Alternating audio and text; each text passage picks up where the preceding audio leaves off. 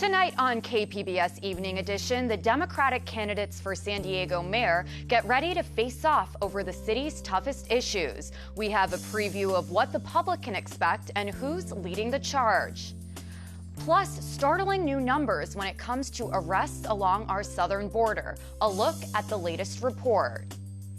And doing hard time in prison for a murder you didn't commit. We explain the felony murder rule. KPBS Evening Edition starts now.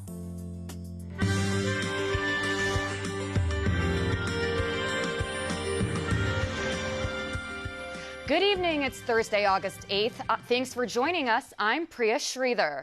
We begin tonight with a major endorsement in the race for the mayor of San Diego. Governor Gavin Newsom says he's throwing his support behind Assemblyman Todd Gloria. And it comes as the candidates prepare to go face-to-face in tomorrow night's mayoral forum. More now from KPBS Metro reporter Andrew Bowen. Gloria is light years ahead of his main opponent, City Councilwoman Barbara Bree, in endorsements from unions and elected officials. He's also number one in fundraising, but his lead there is less dramatic. As of June 30th, Gloria had raised more than $650,000. Bree was not far behind, raising more than $530,000. Both are Democrats. Will Rodriguez Kennedy is chair of the San Diego County Democratic Party, which is hosting tomorrow's forum. He says the party will consider its endorsement later this month. We have an infrastructure backlog, we have a homelessness crisis, we have a problem with our rents and the cost of rent. There are a lot of issues facing the city. There's transit and we need a bold leader in order to take on those issues. No major Republicans or independents have entered the mayor's race. Social justice activist Tasha Williamson will join Gloria and Bree in tomorrow's forum at San Diego City College. The top two vote-getters in the March 3rd primary will face off in November 2020. Andrew Bowen, KPBS News. A local mayor is among more than 200 mayors nationwide calling for tougher gun safety legislation. Chula Vista Mayor Mary Salas is the only mayor in San Diego County to sign a petition to pass bipartisan legislation. As part of the United Conference of Mayors, they're urging Senate leaders Mitch McConnell and Chuck Schumer to pass tougher gun laws. That includes stricter background checks and prohibits the unlicensed transfers of guns through unregulated secondary sales. Other statewide mayors joining Salas include the mayors of LA, Sacramento, and San Francisco. Arrests at the southern border are down. From June to July, U.S. immigration officials saw a 24% drop in the number of migrants apprehended. Customs and Border Patrol released the numbers today. About 72,000 were arrested in July compared to nearly 95,000 the month before. The decline has continued since May, which was the highest month in a decade. Despite the drop, arrests are still up from last year. U.S. immigration officials make a record-setting bust in Mississippi. Close to 700 undocumented immigrants were taken into custody. The arrests come after an intense investigation. Buses full of detainees, all captured in what a Mississippi official says might be the largest single-state immigration enforcement operation in U.S. history. Now, while we are a nation of immigrants, more than that, we are first and foremost a nation of laws. Immigration officials took about 680 people into custody at 7 food processing plants in 6 communities in the central part of the state. We do have a lot of immigrants here in Canton, and I don't know whether they're legal or illegal. These arrests come after a year-long criminal investigation by Homeland Security officials. ICE officials say the agency has previously worked with school liaisons in finding placement for children whose parents are detained. I just hope that everything works out and everybody can have their families back, because this is a very hard time for everybody. Pico Foods Incorporated, the company that owns a number of facilities where the arrests were made, said in a statement that it is cooperating with officials. According to ICE, more than 300 of the undocumented immigrants have already been released. Prisons across California are filled with convicted killers who say they didn't do it. Under the felony murder rule, just being an accomplice to a homicide could get you a murder charge. A new state law was supposed to change that, but KPBS investigative reporter Claire Trageser says the law is facing pushback. I followed some older kids in my neighborhood to what I thought they were going to burglarize a home. This is Sean Khalifa describing the biggest mistake of his life. I thought maybe I could go steal something from the house. It was January 2004, and Sean was just a few days past his 15th birthday. He and a friend acted as lookouts while the other two boys went into the house, according to court documents. And a few seconds later, the door opens, and the 18-year-old kid, Juan Pena, he grabs me by the shirt and pulls me in the house. And he's yelling. He's like, "Is this what you wanted to see? Is this what you wanted to see?" So I look over to where he's pointing, and Mr. Love is dead on his living room floor. The two boys had savagely tortured and beat 77-year-old Hubert Love to death. Then they took his car and sped away. In the car, more violence. One of the young men shot his main accomplice in the head. Khalifa swears he had no idea his friends could commit such heinous acts, but he kept quiet. He now says it was because he feared for his own life after seeing one friend murder the other. However, he also takes responsibility for getting into that situation. Looking back, Khalifa admits he was a thief and ran with a bad crowd. But I was very selfish at that time. At my 15-year-old self, I was clearly becoming a criminal in my neighborhood. Like, we're stealing, I was comfortable with stealing, and for me to be comfortable with the point of leaving Mr. Love on his floor, clearly something was wrong with me, and I had a criminal way of thinking. Khalifa was convicted of first-degree murder, even though he had no prior knowledge of the killings and wasn't in the house when they were committed. He was sentenced to 25 years to life and spent 3 years in juvenile hall, then was transferred to Donovan State Prison in San Diego. He is serving this sentence because of California's felony murder rule, which allows a defendant to be charged with murder for a killing that happened during a dangerous felony, even if the defendant is not the killer. If one participant goes off on his or her own and kills somebody, all participants are equally liable for first-degree murder under the felony murder rule. Kate Chatfield is an advisor at the criminal justice advocacy organization, the Justice Collaborative. She says a new California law limited the rule.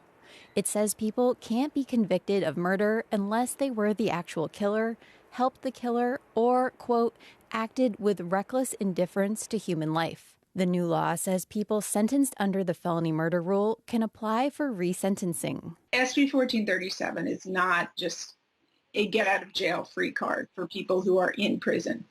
They have to petition the superior court in their county in which they were sentenced. Chatfield says there isn't a good tracking system, but she estimates up to 800 people in California could be eligible for reduced sentences under the law.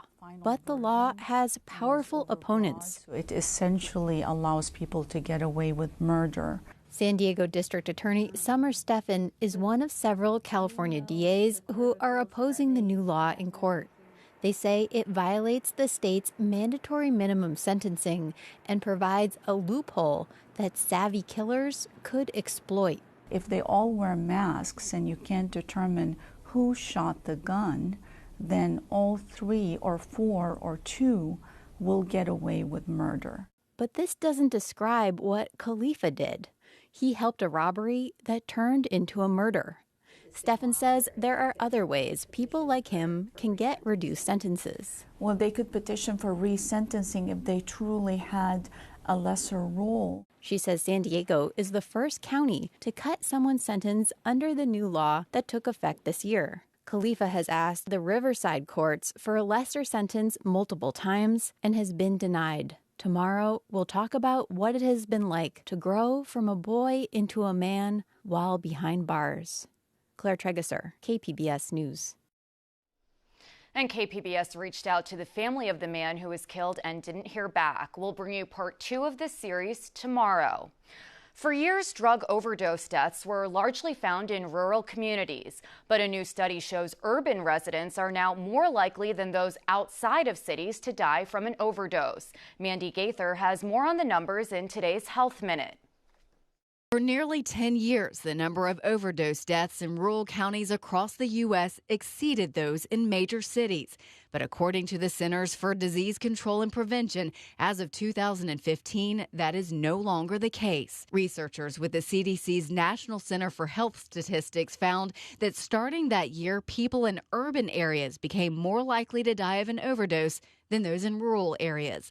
But who they were and what kind of drugs they used did vary. Men were more likely to die from overdoses in the cities, while women were more likely to fatally OD in rural areas. And when it came to what kind of drugs people were dying from, that varied too. The majority of deaths from heroin, cocaine, and drugs like fentanyl happened in the city. The less populated areas saw more overdose deaths from things like prescription opioids, methamphetamine, and amphetamines. Overall, preliminary data shows that those drug-related deaths have dropped slightly in the U.S., declining 5.1% in 2018. For today's Health Minute, I'm Mandy Gaither. Cases of West Nile virus are on the rise. The Centers for Disease Control and Prevention reports the disease killed 167 people across the nation last year. More than 2,600 cases were reported. There's also an uptick in the number of people getting the most severe form of West Nile, which causes brain inflammation. Although most people who contract the disease never show symptoms, about 10% of those who develop serious symptoms die. The virus is spread primarily by mosquitoes. And you might need that mosquito spray going into the weekend because it's going to be a warm one. Meteorologist Regina Miller gives us the forecast. Well, things are quiet here across San Diego County over the last 6 hours as we widen the view out. You can see there's some monsoonal moisture that's making its way up into the Sierras, up into Nevada. Not really much going on into Southern California, though. We've got a partly cloudy sky in the metro areas tonight, 64 degrees. Our temperature for tonight in Oceanside is 63. We'll have some increasing late clouds around. And in Borrego Springs, we're at 79 degrees with a mainly clear sky. Mount Laguna, 60 degrees tonight. Taking a look at your Friday, we're going to see still just seasonable conditions, seasonably warm here. And in San Diego, we get to 74 degrees. We've got partly to mostly sunny skies out there. Borrego Springs is at 106, Mount Laguna 78 with sunshine. And looking ahead to Saturday, very warm in the desert Southwest, along the coast, staying comfortable and cool. So our temperature at the coast here on Saturday, partly sunny, 76 or 77. On Sunday, we're at 76 degrees under a partly sunny sky, partly sunny and nice for Monday, and warming up a little on Tuesday. Inland locations on Friday, a high temperature of 85 degrees, mostly sunny. Saturday's partly sunny, and then loads of sunshine for Sunday and Monday. Temperatures starting to warm up into early next week. In the desert areas, 106 on Friday, so it's a hot one with plenty of sunshine. Slightly cooler on Saturday and Sunday with a high of 102 degrees, and then it heats up again for early next week. In the mountain areas, we have a high temperature of 78 degrees for your Friday, sunny and pleasant, absolutely gorgeous for the weekend, sunny and pleasant with a high temperature each day, 76 degrees. It heats up here for early next week as well. I'm Regina Miller, KPBS News. You've probably heard of Stonehenge, the ancient monument in England where twice a year the sun aligns perfectly through the huge stones. San Diego has its own version, but here it's found on the beach in La Jolla. KPBS reporter John Carroll reveals the celestial show Scrippshenge. On a beautiful Wednesday evening on the beach in La Jolla, below the Scripps Institution of Oceanography, below the Scripps Pier to be exact, a gathering. A group of amateur and professional photographers squeezed together, lenses pointing west to the end of the pier, a place where on one evening in August and one in May, the sun aligns perfectly between the pilings for a sunset of special significance. This is special. This happens twice a year. And only twice a year. This is an iconic shot that every landscape photographer wants to nail, especially if you're a native San Diegan, which I am. Augie Quinones got here early to get the perfect position. Looks like we might get lucky. we get that sun to set between those two columns, that's everything. As the afternoon slid into evening, more and more shutterbugs arrived, the big moment drawing near, a cluster of tripods and photographers anticipating the perfect shot. This is a loose conglomeration of people for sure. Anybody who wants to show up can. But there's one thing that they all have in common, a piece of advice, if you will. You don't want to... You want to get in front of the cameras. What do you say when that happens? You know, you can't say it on TV. There you go. Don't get in front of the cameras. Stay in your lane. And so they waited, the sun coming out, then going behind the clouds, leading to a bit of anxiety. This is my third attempt, haven't got it yet, so the marine layer gets me every year. So, fingers crossed. The bewitching hour, 7:42. Old Sol's big moment between the pillars. But as the hour approached, the outcome began to dawn on everyone here. The hopefulness turned to resignation, thanks to what some call nature's air conditioning, San Diego's reliable marine layer. But from Augie Quinones, a philosophical take. Okay, so you're not disappointed? No. Great day, a lot of nice people. Got real close. And met you guys. Scott Padgett drove down from Temecula, so a different and completely understandable reaction. It was a little disappointing. I'm glad I got it last year for sure. And this is the shot Padgett got last year, a stunning sunny sight, which might happen again in just 9 months from now. John Carroll, KPBS News. Tiki Oasis boasts that it's the biggest tiki weekender on the planet and will quell your wanderlust and quench your thirst. KPBS Arts reporter Beth Accomando is live in Mission Valley now to tell us about tiki style. Beth? Hi, I am here at the Beauty Bow Tiki, and this is where people get made over into a tiki style, and we have Lola Demure here, who is one of the stylists. So tell us, what can define tiki style for you? Tiki style, I would call it more of a lifestyle. I did not choose the tiki life. The tiki life chose me. It's all about family and having fun and celebrating the culture and looking fabulous while we're doing that.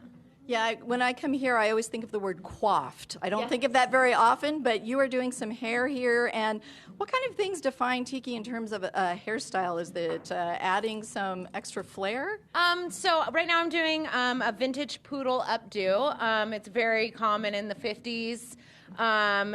Tiki's very vintage, so you'll see a lot of folks walking around in vintage caftans or the Hollywood couples matchy-match outfits. We really just take it back a couple decades and relive our, lives in the fabulous clothes and hair and makeup and all of the things, yeah. All right, we're going to check back and see where you are at the end of this. And Miss Tiki is going on outside. And we also have one of the artists here, Susanna Mosher, who has some artwork here in the art show, which you can come see for free, even if you don't have a Tiki pass. But describe what your artwork is like. Oh, sure. Well, every year we have a different theme for Tiki Oasis, and this year it's Catch the New Wave. So it's a lot about like new wave music and that 80s surf culture. Really fun. So the piece I did is very Patrick Nagel inspired. Yeah, so you know that look. It's like that quintessential like 80s kind of video vixen girl.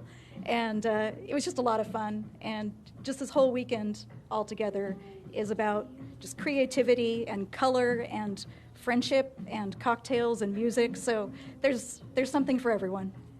And you have, does Tiki kind of define everything you do? Like with Lola, is it more of a lifestyle choice than just strictly kind of an artistic choice that you have? It's absolutely a lifestyle. Yeah, I started out as a Tiki bartender, and I met all these wonderful people through a site called Tiki Central, which predates Facebook, MySpace, any of those. And this is my 11th Tiki Oasis, so. All right, great. So Lola, let's see where you're at with the poodle here. Yeah, poodle do. Pin curl the whole thing. You pin it down. It's a little beautiful cushion of curls. All right, great. So Tiki Oasis continues here at the Crown Plaza Hotel through Sunday, and you can enjoy the art show and the marketplace without having a ticket. Looks like a really fun time. Well, this weekend is all about celebrating the classics, from an exploration of Beethoven's string quartets to the history of LA's Gold Star recording studios, plus a popular alternative band returns. KPBS Arts editor Nina Guerin gives us a look. Beethoven's string quartets are considered to be some of the greatest music ever written. And this weekend, La Jolla Music Society's Summerfest continues to showcase them.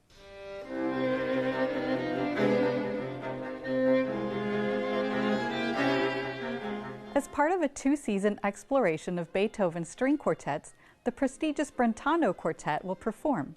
Brentano Quartet is the quartet in residence at the Yale School of Music and makes its Summerfest debut on Friday. On Saturday, Summerfest favorite, the Miro Quartet, will perform 3 more Beethoven pieces, including Quartet in F major, the last major work the composer completed. Over at the San Diego Rep, there's a different kind of music tribute. 33 1/3 is a world premiere musical that celebrates songs recorded at Gold Star Recording Studios. This show is about hitmaker Stan Ross and his collaboration with some of the greatest musicians of all time, including Phil Spector, the Beach Boys, Richie Valens, and Tina Turner. Directed and choreographed by Javier Velasco, the musical also features beloved hits like La Bamba, Good Vibrations, and even Inagata de Vida by San Diego's own Iron Butterfly. Finally, alternative rock favorite Death Cab for Cutie returns to San Diego for 2 nights at the Observatory.